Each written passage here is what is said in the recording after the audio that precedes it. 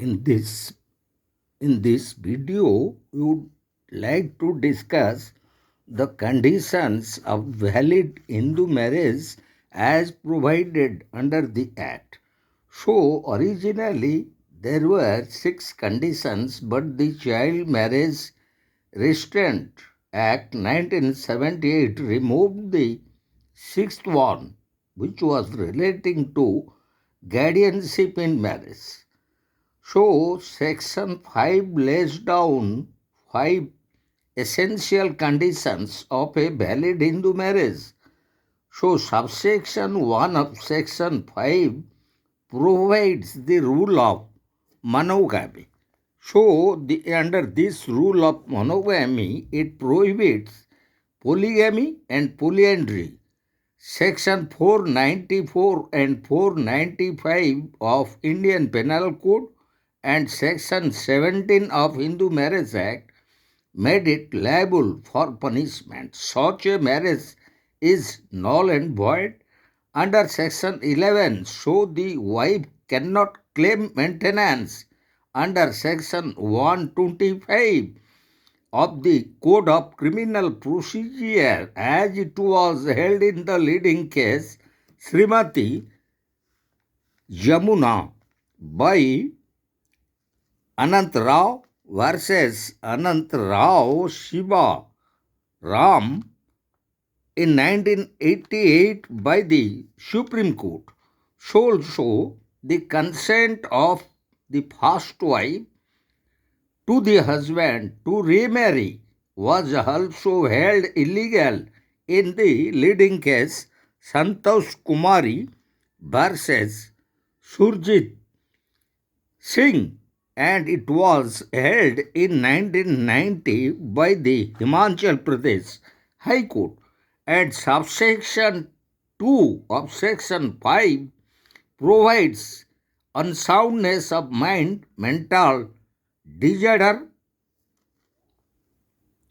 insanity, epilepsy, unsoundness of mind, and all mental disorders before or at the time of marriage as per the provisions of section 12 under subsection 1 clause B render such a marriage voidable in subsequent mental disabilities. Provisions relating a decree of divorce is available under section 13.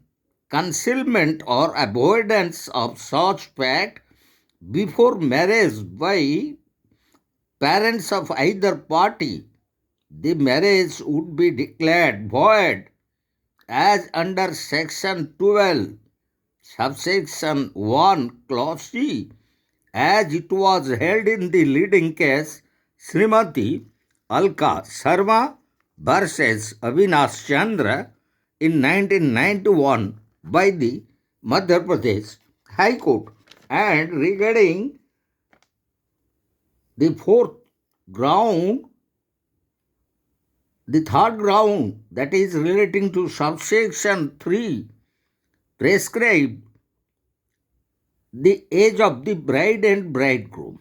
The breach of this condition did not affect the validity of the marriage, but it prescribed punishment under section 18 to the guilty party to such marriage or to the parents or guardians for simple imprisonment or fine or with both, as it was held in the two important leading cases. One is Priniti Venkatrama versus State in 1977 by Andhra Pradesh High Court, and also in the leading case Duryodhan versus Bengavati in 1977 by the Odisha High Court.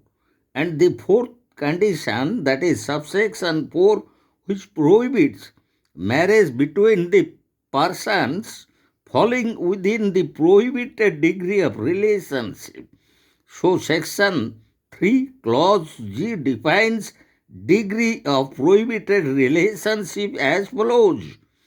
If one is a lineal ascendant of the other, or if one was the wife or the husband of a lineal ascendant or descendant of the other, or if one was the wife of the brother or of the father's or mother's brother, or of the grandfather's or grandmother's brother of the other, or if two are brother and sister, uncle and niece, aunt and nephew, or children of brother and sister, or of two brothers, or of two sisters. So, accordingly, Section 3, Clause F furnishes a detailed list of prohibited relationships. So, an exception has been made to this provision that a marriage is permissible if the custom or usages governing both parties to the marriage permits a marriage between them. Otherwise, any such marriage would be void under Section 11 of the Act, and it is punishable under Section 8 Clause B with simple imprisonment or fine, or with both, as it was held in the leading case, Srimati Shakundala Devi versus Amarnath in 1982 by the Punjab and Haryana High Court. And the fifth condition, as under subsection 5, prescribes marriage beyond Sapinda relationship. The word Sapinda means of the same Pinda or having a common Pinda. A Pinda is capable of two meaning, particles of body and an oblation. So, Section 3, Clause F lays down two categories. One is a lineal ascendant within the Sapinda relationship, and the persons having common lineal ascendants within those limits. So, these include the lines both of male and female ascendants. It includes relationship within the fifth degree through his or her immediate male ascendants, and within the third degree through his or her immediate female ascendant. Marriages in violation of this condition will be void and are punishable under Section 18, Clause B, with simple imprisonment or fine, or with both.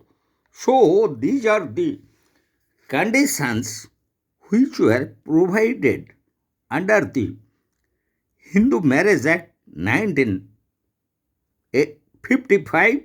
So, there are 5 such conditions which determines regarding the validity of any such Hindu marriage performed under the various provisions of the Act. So, in our next video, we will discuss regarding marriage ceremonies and the proof of marriage.